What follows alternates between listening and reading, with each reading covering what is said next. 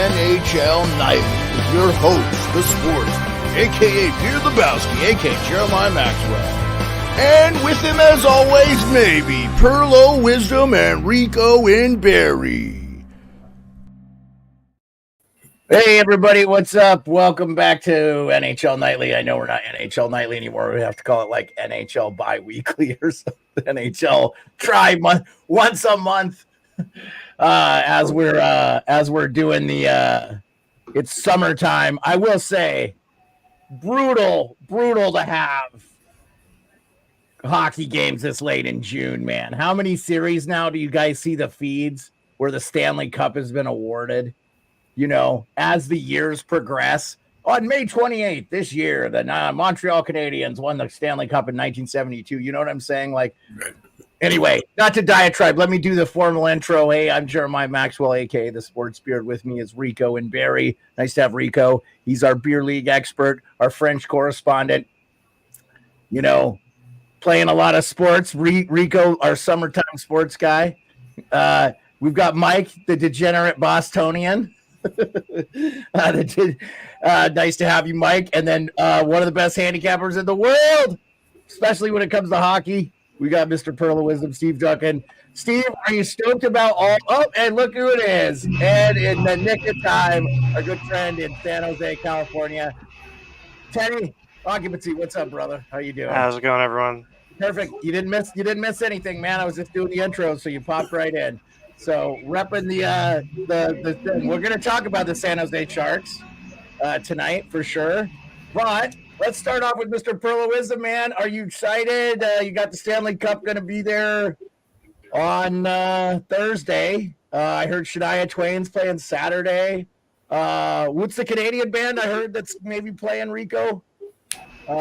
Was it Our Lady Peace? Yeah, Our Lady Peace. I thought I heard Our Lady Peace maybe hanging out there. I know they're not the Tragically Hip, but the Hip can't perform anymore, right? Because they've lost some members.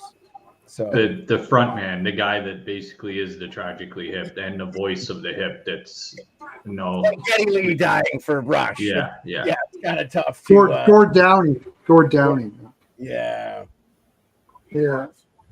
T's and P's to the Tragically Hip, man. What a great Canadian band. Yeah, it's like if we lost Pearlo on this show, Pearlo is like the Gord Downey of our show, man. That's pretty much shut her down after that, right? High praise. I love it. Pretty much. So Pearlo, tell us. I mean, there's got to be. I know the first two games haven't gone Edmonton's way, but there's still got to be a lot of excitement in the town there. Well, I bet them to lose both, so that's. Well, you bet them to lose both games in Edmonton. I bet them to lose both in Florida. Oh, yeah. Yeah, I don't know. I think I'll probably. It's a lot of excitement here, of course. My gosh, we haven't had a team here in about 13 years. So. Yeah, 2006 was the last year, right, that they made the finals when Chris Pronger and. Oh, yeah. Everybody's got the Oiler banners going out of their car. And, it's pretty exciting here for Oilers fans, for sure. No doubt about it. So the experience is palpable. You definitely would feel it if you're walking in downtown Edmonton that they're in the Stanley Cup Finals, I'm sure. Okay. Oh, yeah.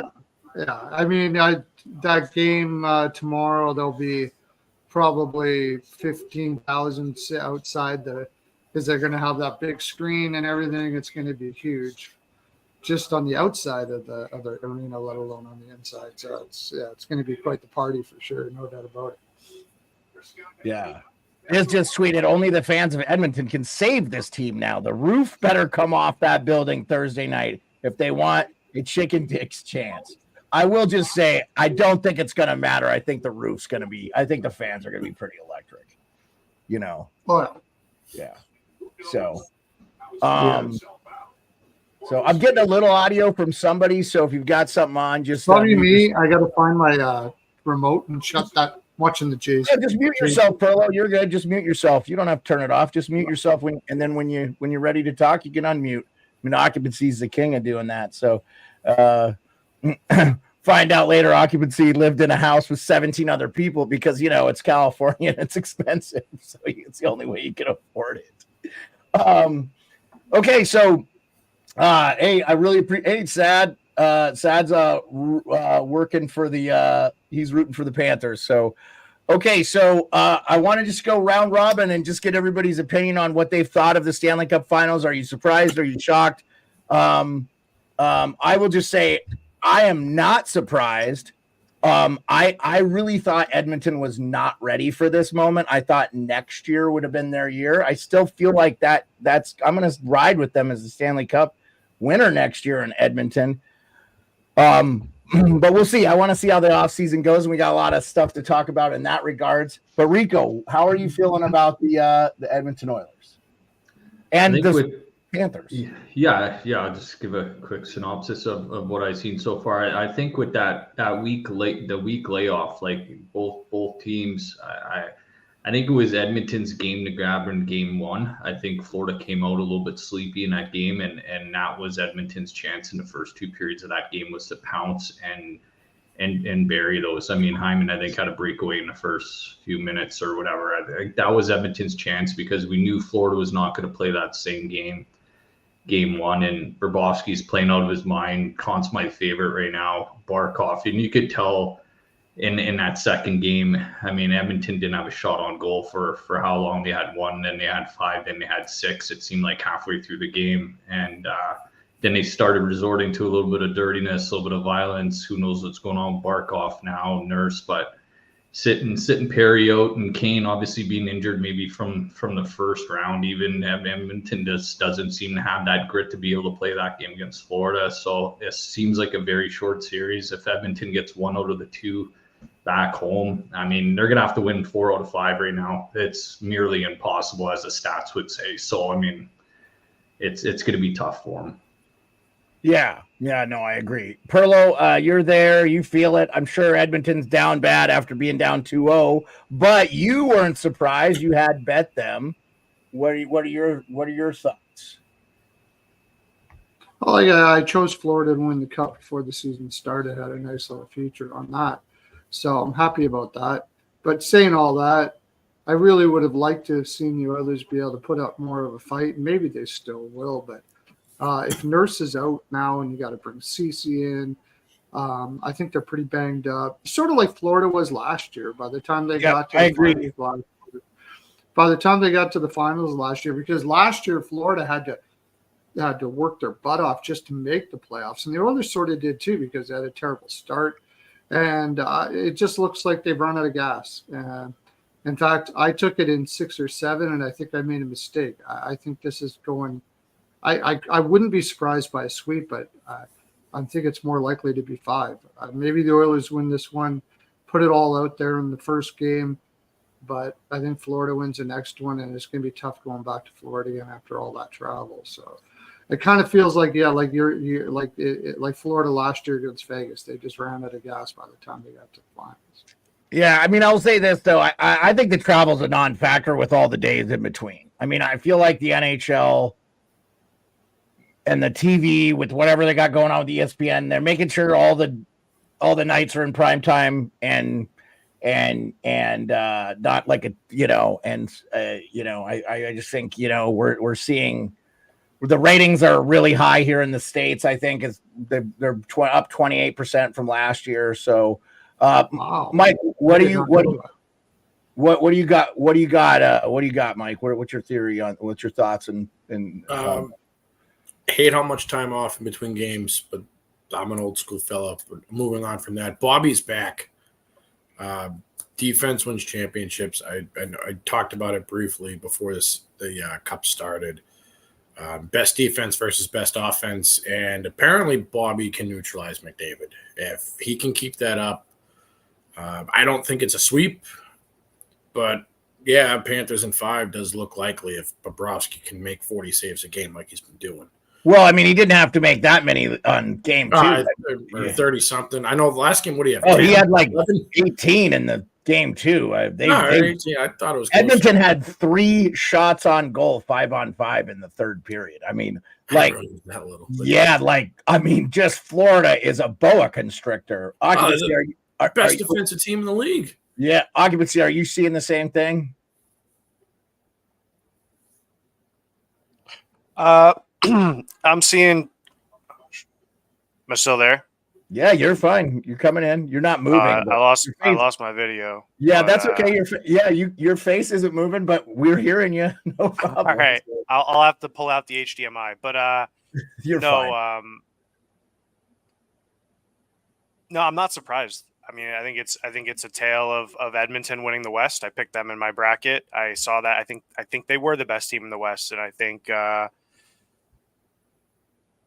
You think Edmonton was better than Dallas, Vegas? Yeah, I do, because the superstar theory, people want to piss all over it, and I do too a lot of times. But Connor, Leon, Zach, they're superstars, and when they get flowing, they can beat the teams, and they did.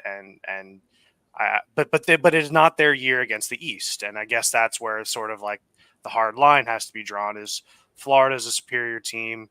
They've been here before. They know what it takes. They're led by veterans. They're led by foreigners. They got a lot of different people. I think, Barkov might become the first captain of Finland to win the Stanley Cup, and that's impressive. And Carter Verhaeghe's play, he's developing into, reminds me of Braden Point with Stamkos those years. Really does, that kid. He knows how to play the game. He's faster than anyone else out there. Bennett, Ekblad, they're all playing physical. Let me just unplug my HDMI, but that's pretty much what I got for the. Yeah, no worries. I'll just say this. I appreciate it. No worries. Get yourself situated. You're good. I'll just say this. I thought Edmonton lacked depth in their bottom six. I'm not being proven wrong there. Their bottom six is not scoring, and they're not getting any from their top. But that's not uncommon in the Stanley Cup Finals, guys. We know that teams are going to key in on those guys, and I think you just have to give Florida a large amount of credit. Now, I will say this: as of today, Tuesday, it's 10:15 p.m. on the Eastern time. We don't know the status of Andrei Barkov, and I wonder if he's out, if this changes the series. Like, if he misses any time, I think Edmonton could get back into this series. I think he has been so good defensively, and I saw somebody say he was terrible. I was like, what are you talking about? He was a +2 and had 2 assists in game 1. And he was so good in this game. Like, he was unbelievable in this game. So I know they didn't they got a lot of secondary scoring at Evan Rodriguez. Evan Rodriguez has he's tripled up McDavid and Draisaitl. I mean, no one had that on their bingo card, So I think you got to give Florida, they have just stayed within their system. And I think since the third period of game 1, they have just choked the Oilers. And I have said this forever. Why would you try to skate with McDavid? Don't skate. Just stay in one place and let him. And Florida switches off, and they do. It's not rocket science. I think they have a very simple system, and it's working. And they're keeping them out to the outside. And if you look at who they've played, no, I don't think Boston is a better team than the Edmonton top to bottom, but I think Boston has a much better defense. I think they have more depth, but you're high-end talent. You're not going to take Marchand and Pasternak and McAvoy over Bouchard. I'm putting Bouchard in that superstar thing too because of the year he had, and Draisaitl and McDavid. But I also thought this. I thought what Edmonton did was very predictable, and I didn't know why teams weren't stopping it. When Draisaitl was down on the end, he always scores from there. Everybody's like, oh, it's a zero angle. The probability is so low. He scores from there all the time. So Bobrovsky knows this, and he is moving over before the puck is on Draisaitl's stick, and he's making sure if you beat it, you're going to have near perfect shot. And, Draisaitl's, I've seen him score those goals, but like you could tell, Florida knows everything that Edmonton's going to do. And I will say this, Evander Kane and Darnell Nurse not being healthy, that's pretty devastating for Edmonton too. I mean, but I will say this, it's going to be interesting to see what happens with Barkov. Okay, so I don't want to spend a lot of time talking about the officiating. I actually thought some of the calls were soft. I didn't disagree with the Neon Fogel. I'm a Fogel hater. I think he's a dirty player. He checked Oshie from behind in 2019. I'll never forgive him for that one. He broke his collarbone. They didn't even call a penalty on that play, by the way. So you could say whether he's not dirty or not, he's been involved in some dirty plays, whatever. They gave him a game misconduct. I don't just think he deserves a suspension or anything for that. Now, Draisaitl, Barkov, I don't think Draisaitl gets suspended. But if Barkov misses time, there's going to be pressure from the league to suspend him. Rico, do you think it's a suspension-worthy hit? I don't think so. I mean, they announced it today that Draisaitl's not getting suspended for it. So I don't know what kind of. I didn't hear that. Yeah, so he's not getting suspended for it. So I don't know what kind of time frame the league, the Department of NHL Player Safety has until they make that decision. If they need to wait to see if Barkov really isn't hurt, because I know Maurice said, yeah, Barkov's playing, but everybody says everybody's playing until they don't show up in warm. Yeah, I heard Maurice did not say that either. What I heard directly from Maurice was he hasn't gotten worse and it's trending in a good way. Mm-hmm. I mean, they're not going to announce anybody in or out until you see him basically at the pregame skate. That's the time of year that it happens. Nobody's going to say yeah or no, but I know he said it, there's a good chance it'll be in. But the thing is, with those knee-on-knees and these intense injuries, I mean, a lot of times those guys don't want to go knee-on-knee with somebody because 40% of the time the guy that's kneeing the other guy is getting hurt as well too. So, I mean, sometimes it's two guys chasing a puck together. Sometimes it's one guy trying to get out of the way like Bouchard did in front of the net and Sam Bennett's coming in at him too. So, yeah. I mean, I don't know about the intent. There's the intent and then there's the result from it sometimes.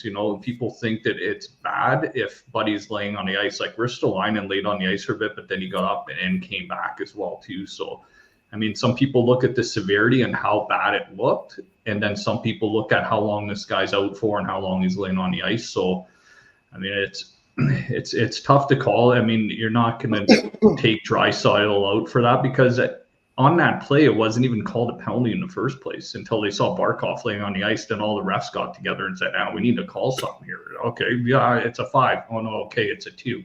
It's a penalty, but there was no penalty call on that play too. So, I mean, there's a lot to discuss there for sure. Yeah, I just think he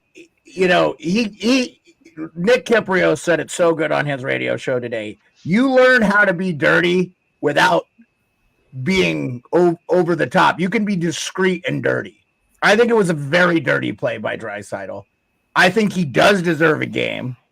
I think if this is McDavid, Matthews, or Draisaitl having perpetrated on them, there would be blood being called for in the streets of Canada, at least in Edmonton. I think there's some hypocrisy there. Pearlo, I don't know where you are on this one. I mean, I thought some of the stuff they called early in the game was really soft, and then they just kind of let stuff go later in the game. So it was kind of odd. It was a tough angle for the refs. Yeah. If you were in the back side of that, if you could hardly even see what happened, I could see why it took him a while to do that. I don't think Draisaitl meant to hit him in the head like that, but he did jump up, and he did hit him in the head. If it was regular season, that's a game at least. Yeah. And the only reason why it's not a game maybe is it's because it's the playoffs. Honestly, I think it's a 10-minute misconduct at least. I mean, when you look at the way the league has gone with headshots, that was a headshot. And if you hit them with their stick and you didn't mean it, what are you going to get? Right? It doesn't matter. You got to. Yeah, if he drew blood, he did a double minor. He would have got worse if he'd have hit him with the high stick and split his lip. The whole thing is it's your stick, and you got to be reliable for your stick. Same with headshots like this. He jumped up, he hit him in the head. I don't know. I'm not a mind reader. Did he mean to do it? All I know is it didn't. I think if you look at that play 100 times, he doesn't need to go high there to make an effective. He doesn't need to jump up like that. I don't know why he was jumping up like that. I can't read somebody's mind. All I know is I saw what I saw. He hit him in the head. He knocked him a good one, and he jumped up. To me, I'm with you. If they gave him a game, I would have been like, yeah, that's probably a game. So I think he got off light, and I'm not sure I agree with that, but it is what it is. And I'm saying that as an Oilers fan. You know me. I don't look at things just because I'm a fan. No, I knew you're a straight shooter on it. I was curious. I mean, because you and I like a physical game. So I was curious what you had to say. Mike, did you see anything different than we saw? I thought it should have been a major. I didn't think it was suspendable. Okay. I thought it was a cheap shot. So I thought it was something Brad Marchand would do. I didn't think it was suspendable, but I also don't know why he jumped. And like, if someone wants to argue because he jumped up, it's worth a game. I don't have a defense for that. Yeah. Occupancy, what do you think? No, I actually agree with everyone on this one. Mostly, well, really, I mean, each like, I think Rico saying like it wasn't called a penalty at first has an effect on what I think, because I agree, like it wasn't called first. And I think 10 years ago, 15, 20 years ago, that's people were leaving their feet. I mean, but I also respect that if they made the rule, that is now the line. So I do kind of see that. You know, and I ultimately do think he should have gotten a little time for it. I mean, if they can go and if that's part of standard operating procedure to, you know, talk about it and then make a decision, and that was okay, then I'm okay with actually how it got called. But you can't be losing your cool, Leon. And people have a lot of respect for him. He's an international player.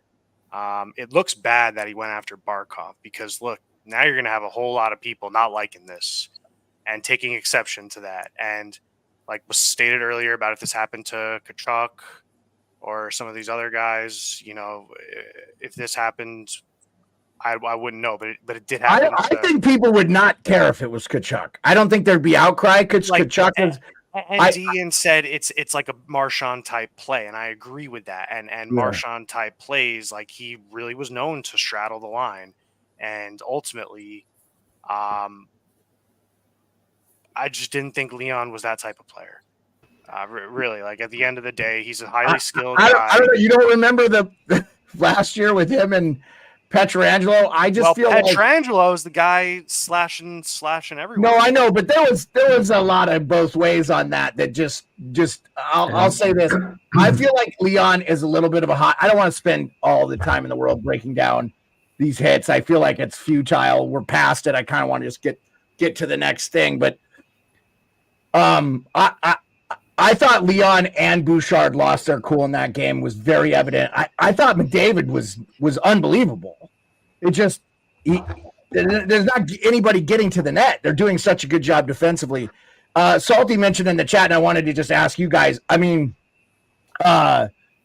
Stenlin's been incredible. I've noticed him a lot. I just thought the bottom six for Florida has been super noticeable. We haven't seen much from Kachuk or Reinhart. I don't necessarily blame those two guys. Now, Kachuk only played 13 minutes in the first game. A lot of people think he's banged up. He's definitely avoiding the after the thing. He wants nothing to do with any of that. I think he learned from the Vegas thing. It didn't serve them well. And he got a bunch of major. I think he had like 17 PIMs in one game in that game against Vegas. He was trying to block his ribs. Yeah, no, but I'm saying I mean, how they officiated it and stuff. Yeah, they were so injured in the first Stanley Cup they had again. Well, not the first Stanley Cup for Florida, but the first one last year against Vegas. I haven't noticed those two guys as much, but I think they're not going to be criticized because the bottom six is picking up the slack. And you guys, I'm assuming, have noticed the same thing there with what you're getting from Florida. Anybody want to? Go ahead, yeah, Mike. I mean, look at the face-offs that Stenley guy's taken in his own zone with about 6 minutes left in the game and winning the draw, getting Draisaitl kicked out of the draw, then winning it against McDavid and get it down there. I think that was a crucial point of the game too, because I guess Edmonton was on the power play. They're getting ready to pull the goalie at that time. They had all five guys on the ice, but going back to Florida's defense and their bottom six, they're trusting everybody there. And McDavid and Draisaitl and them, they just can't get to the net right now. Like McDavid's doing his little tornado thing at the top of the zone, trying to get people to chase him to get them out of position and sliding it down to Draisaitl or up to Bouchard, and they're blocking shots. Florida's getting sticks in the lanes. Like, see Barkov during a penalty kill there, like just ready to sauce a pass over, and they're just deflecting everything everywhere. Like, the team's ready to win the cup. like Edmonton, like whoever was running into Florida in the final, Florida was going to be the favorite and very hard pressed not to just make it through. So yeah, I would have liked to seen a healthy Dallas in this series just because of how deep they were. And I know they ran out of gas at the end too. So I hope they're able to reload. I do think Edmonton can make it back there. Mike, just let me know, like, what have you seen from Florida's penalty kill? Edmonton's 0 for 7 on the power play. What do you think of that? I mean, what are your thoughts there? Well, I'm going to go back to the LA series. I said Edmonton can't survive because they actually lost the 5-on-5 against LA. I don't know what Florida saw on film. Clearly, whatever they saw works. Honestly, I've been stumped. I've been telling all my friends, like, believe in McJesus. This guy will score you a goal in the clutch. And honestly, I think that I'm not buying in too much to Florida's PK. I'm buying into Bobby. Maybe it's because I used to be a goalie. So, like, maybe yeah, Bobrovsky. You're saying Bobrovsky has just been so money. It's like, I mean, the Bruins had Swayman, right? That guy was a brick wall, but we couldn't score a goal. Right. And for that matter, the New York Rangers had Shesterkin. Yeah, they couldn't score a goal. So, yeah. I mean, maybe it's the year of goal. And for that matter, the Tampa Bay Lightning had Andre Vasilevsky. And they couldn't score a goal. They did score goals, but they did. Yeah, but yes, I'm with you. Yeah, I just feel like if you look at the path Edmonton got lucky, I think, drawing LA and not drawing Vegas. Okay. I wonder in my head loudly, I've said it on the show a bunch. I don't know that they get by Vegas. Vegas took Dallas to 7 games and was up 2-0 on them. So they could have easily beaten Dallas in the first round, which would have been a huge upset. Then Edmonton gets Vancouver, who I still think was the better team top to bottom. But Vancouver doesn't have Thatcher Demko, and then game 7, they lose their best goal scorer in Brock Besser. And I just feel like those were poo-pooed by people saying and look, you need luck, you need puck luck, and you need luck against the other team to get there to make it. But sometimes the road less traveled is not take you to the destination you need to go. You know what I'm saying? And I just wonder if Edmonton had been tested by more physical teams earlier, maybe they are a little bit healthier. I don't know. Anyway, long and short of it. Okay. Elephant in the room time. Bouchard getting choked out? Oh, my God. I don't want to spend 1 second talking about that. Do you not think the people that are crying about that are the biggest giant pussy snowflakes on the fucking planet? Did you ever play a combat sport ever? Like, he doesn't get choked out, by the way. He's not being choked out. I'll tell you right now, he's not being choked out. Did you see 2 arms from Ekblad? Did Ekblad arch his back? Oh, give me a fucking break on that one. Like, seriously. Giving him the one. Dude, come on. Like, I see guys hug each other from behind, and the only reason I think that was big is because Ekblad is kind of a bigger guy. It's part of the game. I see it 100 times a game. I saw so many sand in the vagina comments on the internet about Bouchard being checked out. They were comparing Draisaitl's elbow to Barkov, where he probably broke his fucking jaw, to Bouchard being, give me a fucking break. Get the fuck out of here, you fucking snowflake vagina. I mean, come on. Unbelievable. I mean, you can't tell me you can't wrestle your way out of that situation or drop your ass in the ground. Throw uppercuts. Keep throwing He's uppercuts. Just laying there. Bouchard is actually doing what I would do. I would just stand there. Because I'm just saying, like, what does he got? What does he got on him? What does Bouchard got? Like 20? Ekblad's got like 20 pounds on him, or what? More 40? I don't know how big these guys are, but you know, if you're Bouchard, I mean, you're gonna try to either flip him over, throw some elbows, and Bouchard does the right thing. Bouchard stands there and does nothing. That's what he should do in a scrum because he shouldn't hurt himself. He's too important to Edmonton. No, dumb. And Derek, I said his jaw was probably broken. The fact that Edmonton Oiler fans, it's a bad look, Oiler fans. If you're comparing that Barkov hit from Draisaitl to Bouchard being choked out from behind in a scrum that happens 1,000 times a fucking game. Get the fuck out of here. Okay. Elephant in the fucking room time. The Washington Capitals are being destroyed by the internet for buying cap friendly. So here's what I want to say. I'm going to get on a little rant, and then I'm going to let you guys talk about it. Because, by the way, you can check out Puckpedia. It's just as good. It's going to tell you the same information. Okay? There's other analytical data that's on Cap Friendly. It was started by a guy who worked for the Blackhawks. Okay? This guy started this website in order to sell it to a team. The thing was, and this is alarming if you're a fan of a team that was doing this, there were teams that were using that as their database for free. Okay? There are other teams like shout out Justin Bourne. The Leafs have their own system. A lot of teams have their own system. The Bruins, the Leafs have their own system that's tied to their AHL team. The Marlies, Justin Bourne talked about it on Kipper and Bourne a couple days ago. A lot of teams had it. The Capitals did not have their own system, but they bought that system, so they do have one now. So they bought Cap Friendly. Kind of ironic that the Caps bought Cap Friendly. But if you were a team, a fan of a team that was just using Cap Friendly and didn't have their own system, I'm sorry you root for a poverty franchise. But it is their responsibility to have these advanced analytics. Pearlo talks about this all the time when it comes to analytics. Like, if you're not using them, you're falling behind. What the F are we talking about? And all the fans are pissed off by it. Look, guys, I told one guy, I said, there'll be a new site in 5 minutes. We should build one. I'm just saying, like, you can get the information from the league. I'm sure there's a way that this information is made possible to the public, because how else do you get it? How else do you get it? Right now I'm looking at Puckpedia, by the way, which I already like better than Cap Friendly. It looks better. Because all I give a shit about as a podcaster is like, where's the dead cap, this, that, and the other. I don't need advanced analytics. When we get to that part of our show, when we're doing advanced analytics, I just want nitnoid pence, because we're not going to have a 5-hour show breaking down this, that, or the other.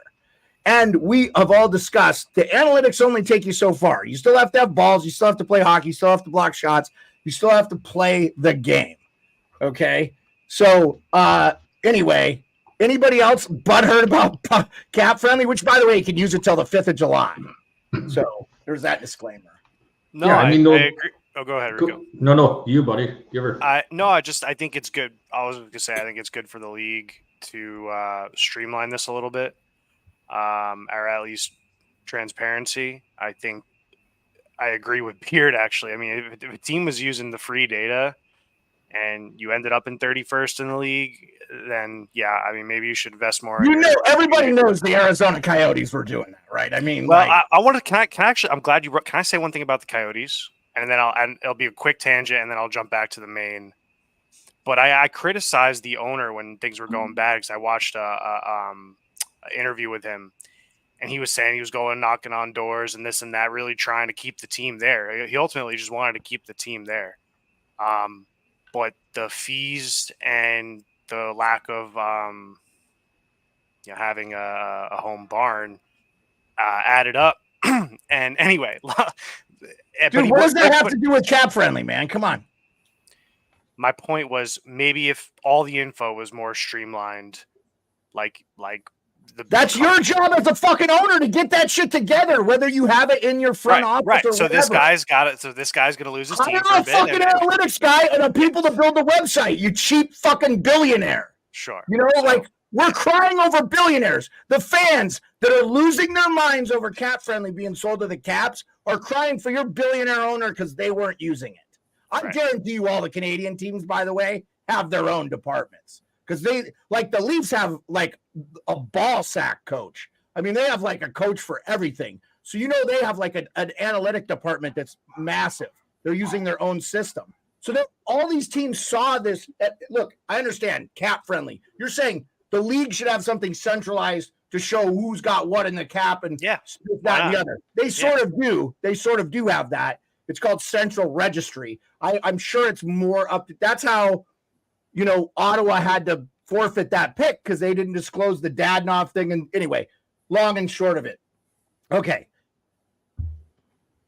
As a fan of hockey person, individual fan, you could go on Cap Friendly. You could actually pay a fee to have adless Cap Friendly. I never did it because I'm not on there enough. But you could go and look at all the dead cap and this, that, and the other, and there's other tools on the thing. So, you guys, I know Pearlo, Rico, I know you guys have used it before. I can understand not being happy about it going away, but I'm looking at Puckpedia right now. Has the trades, has the signing, has injuries, has transactions. It doesn't have a very good depth chart and shit like that, though. Right. Cap Friendly by far was the best site. Sure. And Daily Faceoff may create something too. Like we use their line thing. But anyway, is anybody crying poverty for anybody that with this Cap Friendly thing? Because I don't think really understand why Washington bought the freaking thing. But yeah, am I pissed there's off? other analytics on there, Perlo. There's like advanced analytics and stuff that's especially of the premium accounts. Probably not the best analytics in the world. For analytics, I don't go to Cap Friendly. I go to Cap Friendly for depth charts, salary cap, who's making. Well, understand too, Perlo. When they bought this, they're buying the people that are running it too, right? So they can tailor it to their needs. It's not just like it's like if you buy a car and you customize it for your needs because you do all off road. You know what I'm saying? Like I don't want to get down the well on this, but I don't care that Washington bought it for whatever reason they bought it for. Yeah. All I care is I'm going to miss Cap Friendly unless somebody comes up with something better because there's nothing. Well, look at Puckpedia. It's not bad. It looks nice. No, it's shit. I'm sorry. It's nowhere near Cap Friendly. I'm looking at it right now. It's not. It's not terrible. It's not terrible. It shows me who leads the NHL in dead cap space. The Minnesota Wild. Who's got current space? The Utah Hockey. Who's got the most chart? They don't have prospect charts. They don't have all the Cap Friendly had prospect charts. They had. Well, maybe we should look into building one for ourselves then, right? That's what I'm saying. Maybe we should look into building one ourselves and selling it for millions of dollars to a team that doesn't have hire some good developers and let's get it done. You know what I'm saying? Like, let's look into this. Anyway, yes, I get it. Salty, you can't make custom trades. Dude, there'll be somebody that makes an app within 5 minutes with AI that can do custom trades. I'm telling you, the way stuff is moving now, it's going so quickly. I think this stuff in 10 to 15 years is going to be dinosaurish, to be quite honest with you. Probably, yeah. Yeah, I hope you're right. I really do. I think you'll be able to build your own construct with data inputs in like 15 minutes, and you'll have Pearlo friendly, blah, blah, blah, betting trends, boom, whatever. I understand. Yeah. Like, I get it. Like, I think teams are going to do what gives them a competitive. If you're the Washington Capitals and you took this away from half the NHL, that's a big W for you, too. You know what I'm saying? Because you took something that a lot of teams were using that now they're going to have to figure out what to do in its absence. Like you said, Puckpedia, not as good. Get it. So, okay. All right. I wanted to real quick, occupancy. Sharks have not hired a head coach. What are you hearing on the front there? Are you hearing anybody in the news there who looks like that's going to be the thing? And then I want to move over to Degen about something. No, I think I would probably be in the camp who was looking at Sturm, but I don't know if those rumors sort of fell by the way. I heard he did at least 2 interviews. I heard Quinn is going to Pittsburgh to assist his buddy Mike. And then on our side of things, listen, I gotta have faith in the organization because as someone who they've been bringing in Bay Area kids, the goalie Cooley, Macklin, Will Smith might come, they're all these guys might be, Slippery Pete and Fabian Zetterland are like training over, I keep, good things are coming. And I think Who's Slippery Pete? Willie Eklund. Oh, Bill Eklund. Yeah. Okay. Yeah. But this is stupid, funny. No, I mean, that guy's going to be the next Barkov, I think. That's a high praise. I mean, yeah, if he focuses on it, because he definitely has some good stick skills and defense skills. He can definitely block shots and block passes and do all the things you need to do to win hockey games. Obviously, so all in all, so you're not getting anything on who's getting that job yet. No, I have no insider. No, I have faith. And in the Columbus, we don't know yet either, right? So. Okay, so since we're talking San Jose, they interviewed Macklin Celebrini. I don't know if you guys saw this. I saw it, yeah. Did you hear he said he was upset that they had let David Quinn go because he's a BU guy? Mike, I want to hear from you directly because do you think Celebrini is coming back to BU this year? So I actually placed a bet on this before the Frozen Four that Brini would do a second year. Yeah. That was just the talk around Boston itself. Right. That's wishful thinking, though, right? You think? No, that was coming from okay. That was coming from Jay, like being adamant, like, "Hey, you need to do 2 years." And why would you listen to him?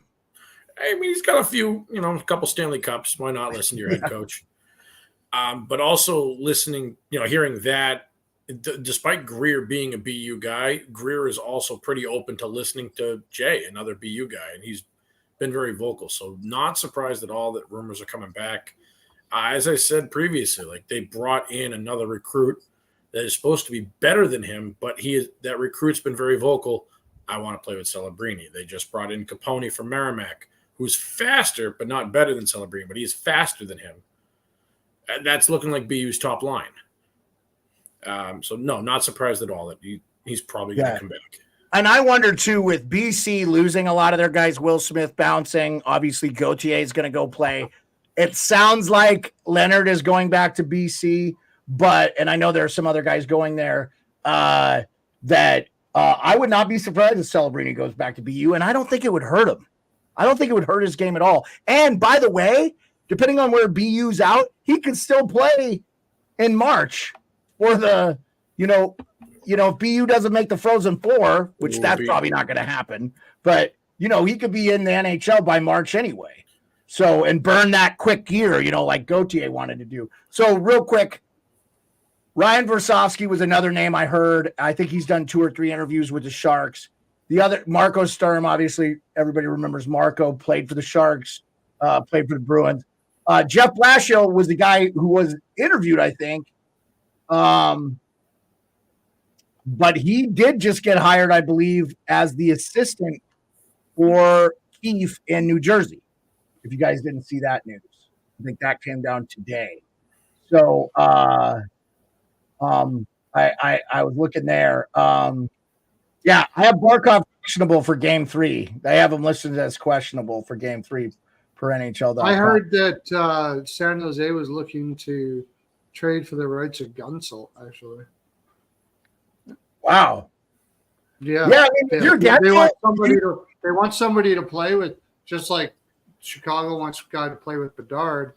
They're going to bring in. They got Smith coming in there, and maybe what's his name isn't going to play this next year, but they want somebody that can play with these young skilled guys. Yeah, I mean, if you're Gensel, and I don't know where you guys are on this, I think Gensel is going to get overpaid drastically. I think he's going to get somewhere around $8.7 million. I think he stays put in Carolina, though. They've got a lot of free agents there. You think he's getting $8.7 million, Rico? That's what my guess. I think he's getting like 10.5, bro. Oh, yeah. I don't know about that, dude. I think it's been 8.5, something like that. Okay. I understand what you guys are saying. You guys are smart hockey guys. That if you were GMs, you wouldn't give them over that money. And we know Carolina, they're not going to overspend. And maybe he likes it there, whatever.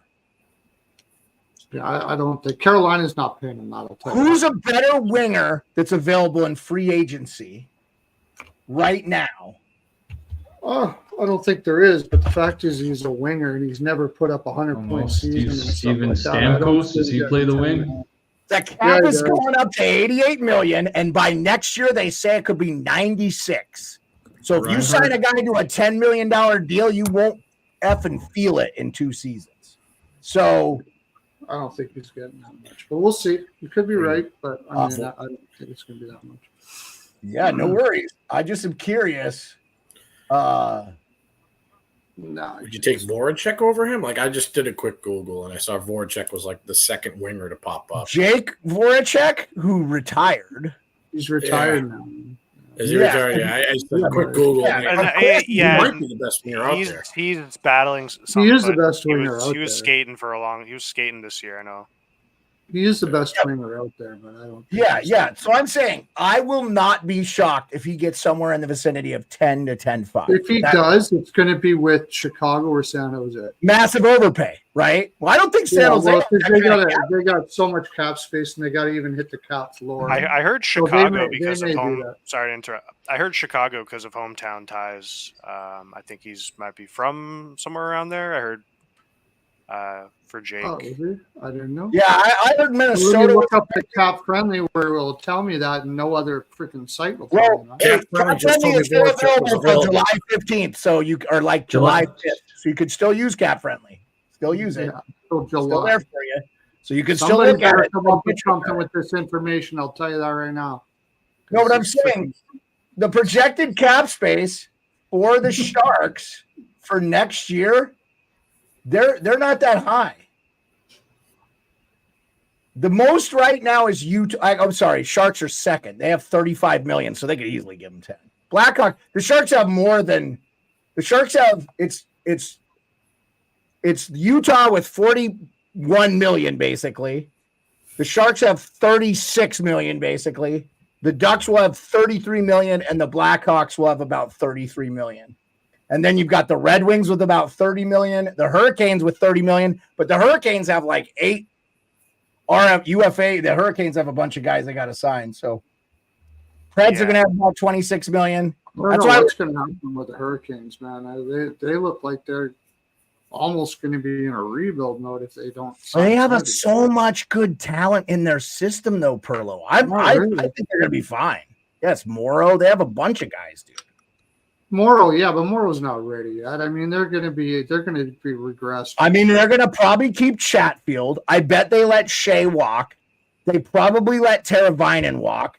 They probably keep Martinook for like $900K. I'm just saying, like, they'll do it on the cheap, and they'll still be a playoff team. But I understand they're trending older. That's not a ridiculous take or anything. So, okay, okay. So Quinn to the Pens. Mike, I really wanted to hear you on this one because obviously before you go on, Gunsel's from Nebraska. Yeah. Okay. Midwest. Couple hours. Yeah. Yeah. I mean, whatever. He's definitely one of the most intriguing players to see where he signs. I don't really think he's a real difference maker. I'm not saying he's a terrible player, but I mean, like, I might have had 20 goals. What do you compare him to, like Tarasenko? You think he's like similar in that? No, I'm saying if I'm playing with the Pittsburgh Penguins, my fat, shitty skating ass, I just put my stick on the ice in the right spot. Crosby hits my stick, and I probably get 20. So I'm just saying, they had a bitch of a time finding guys to play with Crosby. No, because his speed. Gensel's a great speed. Look, I could see him back in Pittsburgh too. I mean, that could easily happen. I was actually thinking that back in Pittsburgh. That would be a huge fucking mistake by Pittsburgh, I think, because they have to start the rebuild at some time. I get it. You want to compete, but you don't have the team. You got to start getting rid of this old shit. And I'm not saying Gensel's old, but like 29, you want to give a 29-year-old member an 8-year deal. So anyway, it would be weird if Pittsburgh traded back for him. I see Gensel stays 8.7. What? Go ahead. I see Gensel stays 8.7, stays in Carolina, signs a deal there. That's my. I can't see that. Okay, so Quinn to the Pens. Mike, what do you think there? Because you're a Boston guy. I know Quinn's a BU guy. I think he's the perfect guy to help rebuild Pittsburgh. And it pains me to say this because I really hate Pittsburgh. Yeah, I do. But I know the few guys in the pipeline the Penguins have. Surprise, surprise, 4 of them are Terriers. Right. 2 of them are coming from the Providence Friars, and those coaches or coaching staffs very much intertwined. They all started together. Quinn's basically going to inherit BU 2.0. He's the perfect coach coming to Pittsburgh, and it pisses he's me just going to be an assistant. He's taking Todd Reardon's place, who he was coaching the defense, but I don't know if that's what he's going to do. But yeah, I got he's got 6 or 7 draft picks coming in that 3 or 4 honestly will pan out, but he's also going to pick and choose the next top 5 Hockey East kids, and he's going to be a great fit. It pains me to say it. I hate the Penguins with a burning passion. I definitely have some bias of hatred towards him. He's probably one of the best coaches they could have put into that spot. Honest to God, other than maybe the guy from Denver. I'm drawing a blank on his name. Who led them to the David Carl. Thank you. From Anchorage, Alaska. See, man, something in the water in Alaska. Yeah. Yep. Yeah, his brother Matt was a Hobie Baker winner for the same university, I believe. Yeah. Anyway. Yeah. And I mean, Mike, we saw what they did. Very much the University of Denver was the Florida Panthers and the Frozen Four, right? Didn't have all the offensive talent, but just shut it down. I'm also very curious to see where that Z Bouillon kid goes, who played for Denver. Would love to see him as a Capital. School cost me a fortune. Yeah, He's gonna go top 8. Yeah. No, we're not getting to him. We're not getting to him. Anyway, Hot Take Hockey. Shout out Hot Take Hockey being in the chat. Appreciate you, John. Hope you're probably still on the road. Yeah, Bouillon's going to be good, man. Really excited. Maybe they trade up for him. I don't know. Because the Caps aren't afraid to do the rebuild here and buy the website that everybody uses. Again, you can use Cap Friendly till July 5th. So you can still use it. Okay. Rico, wanted to talk a little bit about Mitch Marner. What's the feeling in Toronto like if he doesn't get traded? I'm really curious about that. Well, I knew exactly what was going to happen. You weren't going to hear his name around. You know, people are snapping pictures of him having coffee or whatever with Craig Ruby. Then apparently Sidney Crosby got seen at the exact same cafe. So maybe we should go have a cup of coffee. That's where the scoops are, man. We might be able to get some broadcast interviews. I think we can get Sidney on here. Yeah, just sit there in the corner where Berube and Marner went. But I mean, this is playing out exactly how I thought. I mean, Marner's signed to another year. They're just going to let him play this off. And you don't think they try to move him before? I don't. They said they weren't gonna ask him to waive. So. What are you going to get from Marner? I think Marner will be the best player in any trade you try and make for him right now. You still got a $10.9 million player. The cap's going up. Tavares is going to be gone. I mean, show me what you got in a contract year, Mitch Marner. So let's ride this out. I think you're going to take him to UFA and risk getting nothing, huh? And you know what? Free up $11 million in cap space to go after somebody in next year. And then you got Tavares off the books. And then you got a shit ton of cap room with the cap going up next year and the year after. So, and you know what? You might be able to afford to pay him. And depending on his play too, man, Mitchie's got to grow up another year. Maybe he needs one more run at it. But I'm excited. He has to grow up. He's one of the best two-way wingers in the game, and he's a 100-point winger. Tell me who is that in the league? Yeah. I don't care about his playoff stuff. The poor guy's got to make up for the shit defense all the time. I'm sorry. Hey, I wanted to be traded to the Washington Capitals, like our friend Hot Take Hockey says, because I like the player. He is he's getting thrashed for no reason whatsoever. Nobody says anything about how they have basically no defense whatsoever. Like, it's horrible. Their defense is fucking horrible. And this is the best one of the best two-way wingers in the game. And you wonder why he's all beat up by the time he gets in the offensive zone, because he has to make up for freaking Riley and guys like that who can't do shit in the defense. Well, and he gets absolutely beat up for no reason whatsoever. It's ridiculous. And I wish they would trade him. Hot Take Hockey disagrees. You said it's not for no reason. But anyway, he says real quick, I just want to get him in here and then because we're getting close to being done anyway, fellas. Caps traded Wilson to Toronto for a first, Mitten, Yarncrow, and Kampf. Then Caps used their pick and Leafs pick to trade up to perhaps Steve Bouillon. Hot Take Hockey knows the way to my heart. I already told you, Hot Take Hockey, if no trade involving Toronto, and I think John Carlson's a guy you want to take because I think he would really help them in their top four. And he skates a ton of minutes and stuff. And I just think if you got some talent in front of him with the wingers, you do Wilson. I'm okay with Wilson going back to Toronto. And you do Carlson. You need some salary back. So you take Marner because Marner's a lot. He's going to be an $11-12 million player. And it has to have Easton Callan, bro. I'm guaranteeing. I'm just going to say old Brian McClellan's going to rue that trade with Rasmus Sandin. And I mean, look, the Sandin trade was good for the Caps because he could play now. Callan's not going to play forever. So probably a couple more years, right? So anyway, he says Wilson and Carlson for Marner and Mitten final offer. Okay. Yeah. If you throw in the first, maybe we got something going. I do like this trade though, from Hot Take real quick. to help rebuild that defense that Pearlo hates. Sharks trade Ferraro and Kunin for Toronto for Liljegren and Robertson. Now, I don't know that the Sharks make that trade, but maybe they do. I don't know. What do you think their occupancy year there in the Bay Area? Would you take? I think Robertson is gonna be a good player. I do. I think he'd fit right in. I really do. I do. I mean, look, he's a kid who's got got West Coast roots already, and his parents, drove around a lot. It'd be nice to have him out west. Kunin, he's played on Nashville. I know about him as well. These guys hit hard. They play the game. Do I ultimately think they're difference makers? No. I mean, could there be some good personnel adjustments on that one? Yeah, I mean, I do, but not difference makers going to be getting into the playoffs or not, though. But good.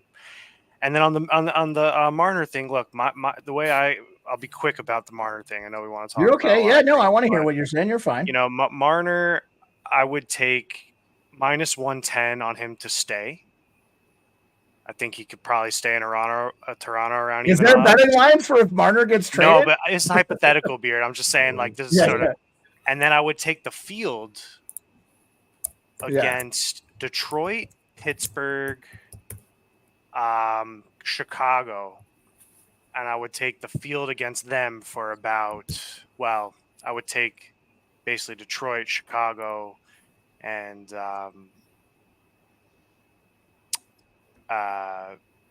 Detroit, Chicago, and then whoever else the third one would be for the field for around -110 as well.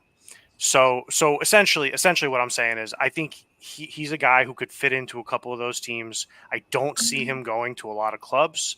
I don't know what the rumors say about him, but I ultimately think it's a coin flip if he stays in Toronto or not. And if it's a coin flip that he stays in Toronto or not, I probably would take the other side if he doesn't stay in Toronto. So I did Google that because I love betting on everything. I even bet on the weather.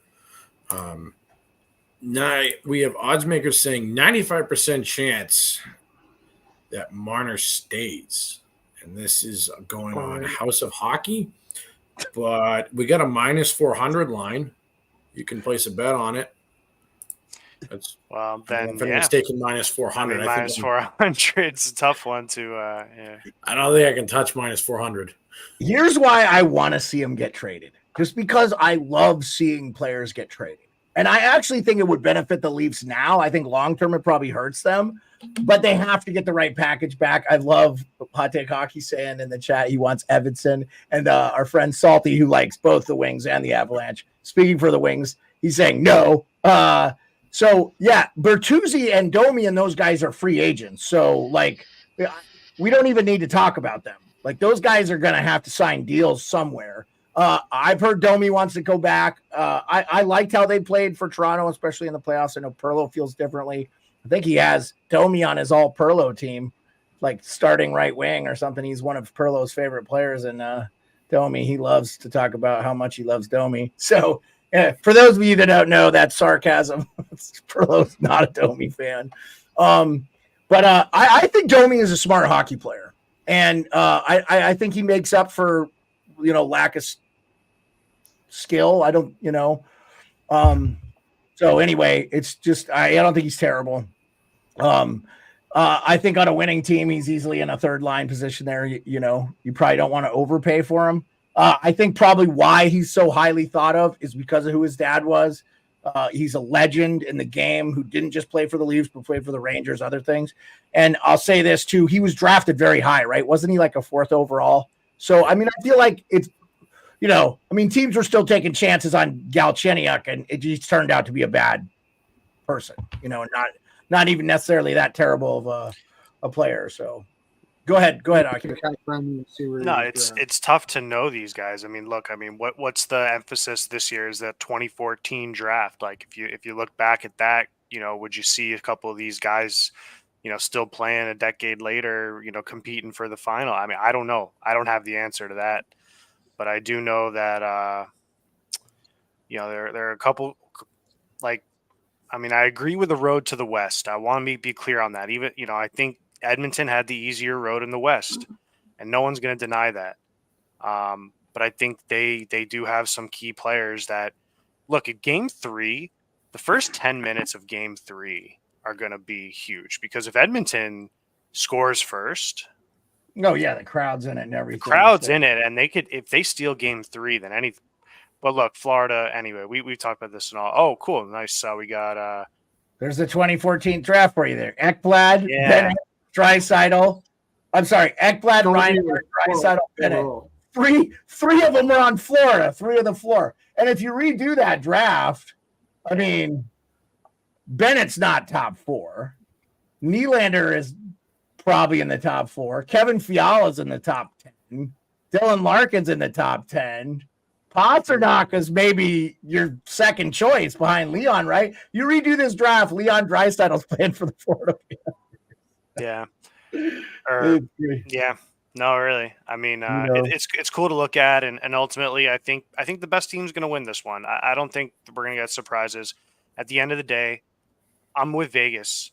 If they're saying there's a favorite for a reason, like they know something that everyone doesn't, and they have their analytics and their systems, and ultimately, I think the better team will win. And if the better team is favored, then I think the better team will win. So we'll see how it goes. I mean, I think game 3 should be crucial, and then I think we got a lot of summer to look forward to. The draft is on the 28th. I know. Shout out to the NHL for putting on a event for their fans.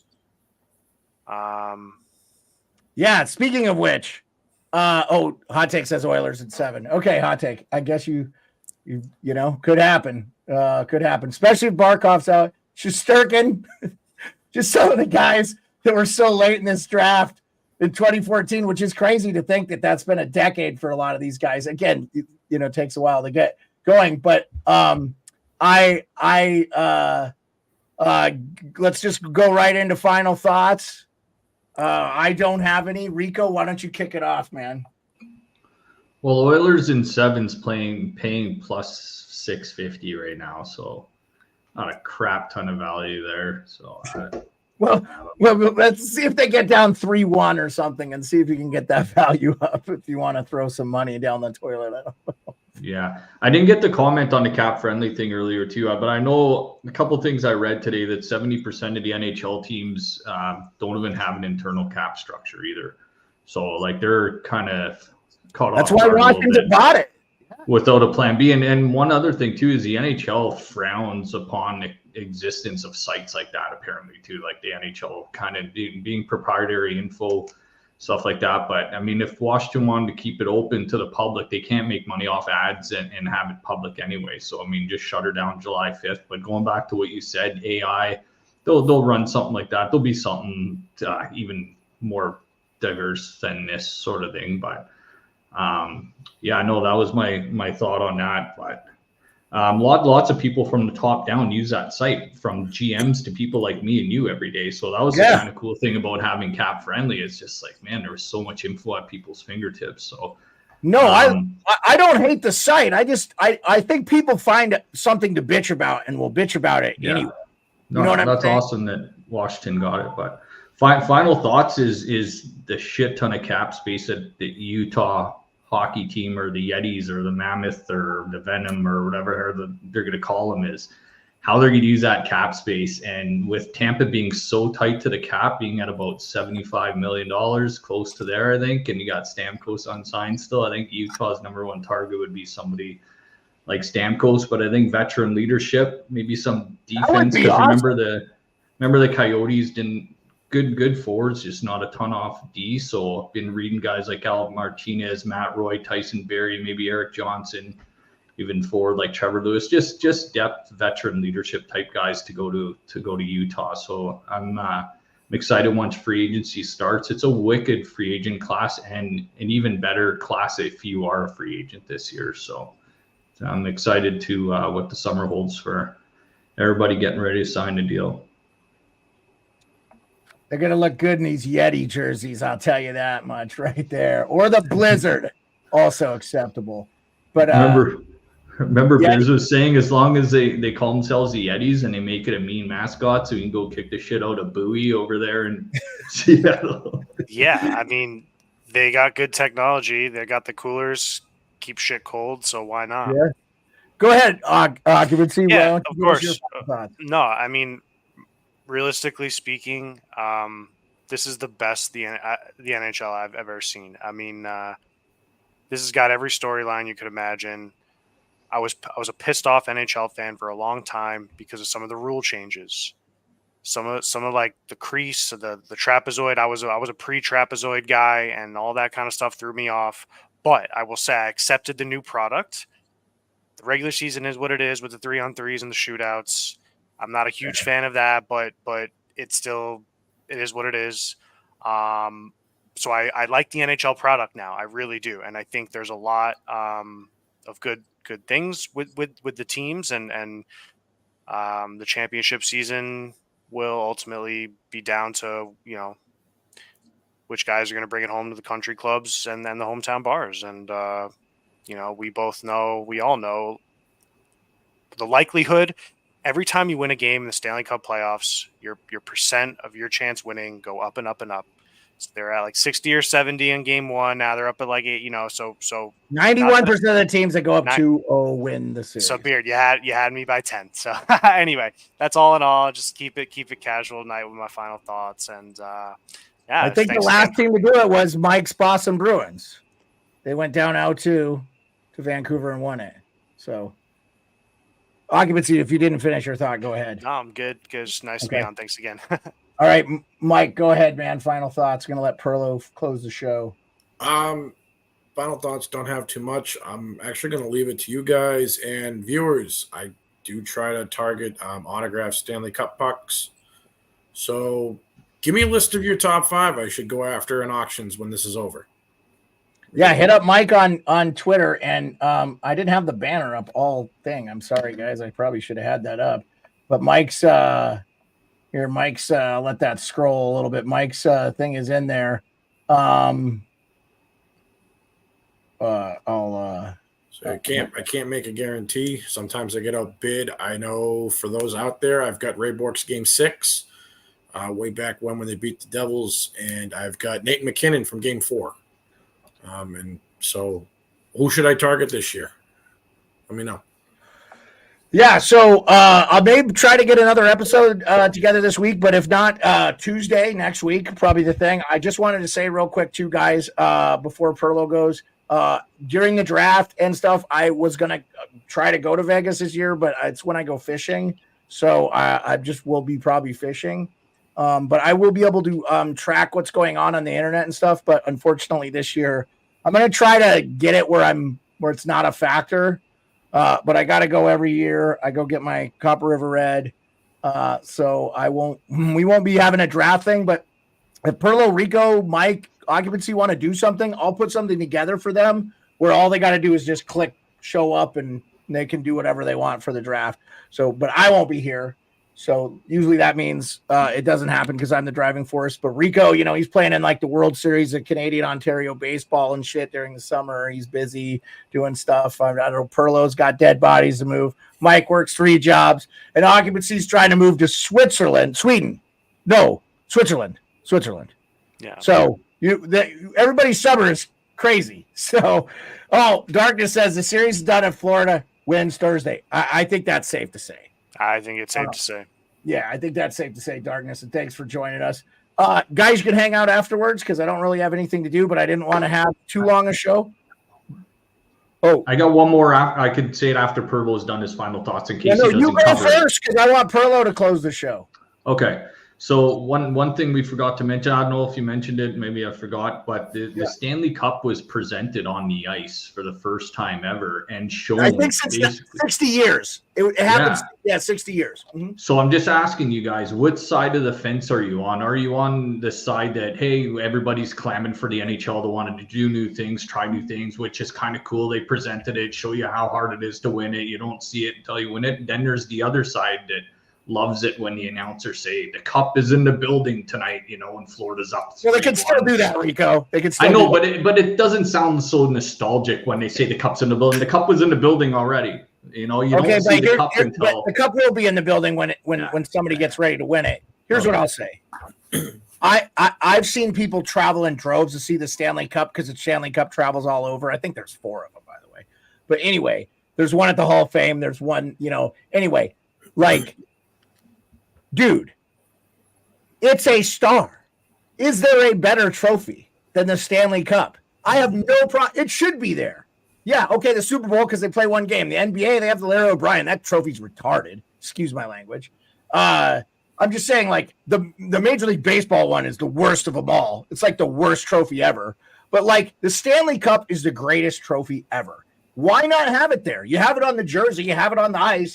Just have it there. I don't have a problem with it. It's a superstar and a trophy in itself. Everyone wants to see it, touch it, be around it. You don't even have to know what it's for, and you're like, oh, you're drawn to it. Anyway, it's like the Holy Grail, man.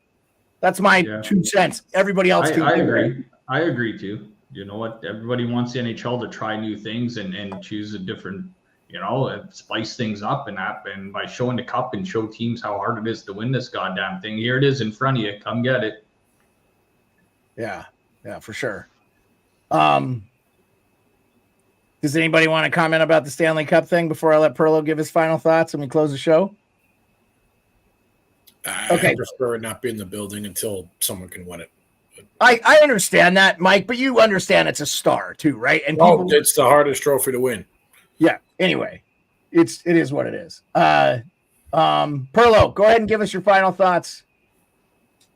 Well, about that, I'm not a traditionalist. I really don't care. Do whatever you want to do with it. But it doesn't matter to me. But this is weird because I actually, for me, and maybe all the hockey geeks out that are watching us and will watch us all summer, and there's going to be a bunch of you because that's exactly what we are. This is actually almost my favorite time of the year for hockey. We got freaking the draft. We got free agency coming up. We're going to have trades. We're going to have tons of movement. We're going to be able to talk about what the teams are going to look like when the season starts and coaching changes and all that kind of stuff like that. I love this time of year for hockey, which tells you what kind of freaking insane hockey fan I am. So I am looking so forward to what's going to become. Like the goaltender situation. The goaltender market this year is insane. Like there's like 7 teams that are looking for a number 1 goaltender, and there's only like 2, maybe 3, maybe 4 if you want to.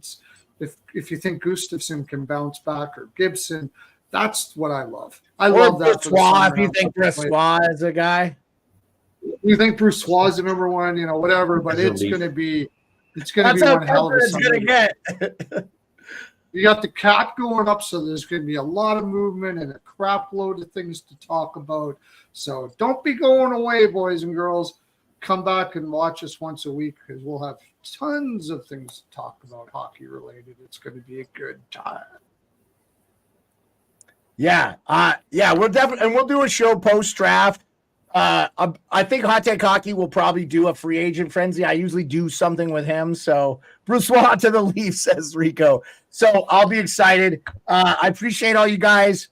We'll see you next week. All you guys can hang out after I end the stream because I don't have anywhere to go. If you want to BS, want to talk some more, we can talk about next plans. I got to look at stuff. Rico and I were this close to going to Edmonton. I'm kind of not sad we didn't go. Also, Rico, it's supposed to be super nice here that week, and we've had not a great summer. So any chance I can be in Alaska for good weather, I want to be there for it. So anyway, appreciate all you guys. We had like 28 people, man. Lots of people watching on Twitter. A few people watching on Insta. A few people watching on the YouTube here. 17 in the chat and the YouTube. So anyway, appreciate all you guys. We'll see you next week for sure. Have a good one.